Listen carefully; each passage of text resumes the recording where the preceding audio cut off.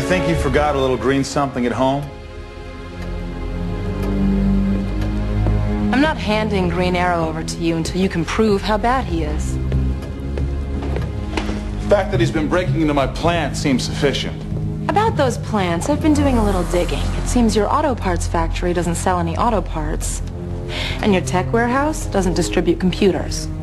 Looks like you've been buying into his propaganda. I don't like being caught on the wrong side, which is what I'm on, isn't it?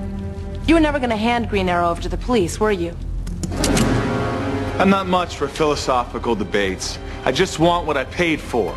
Well, then I guess that answers my question. I'm not handing him over. Where is he? Try looking over your shoulder.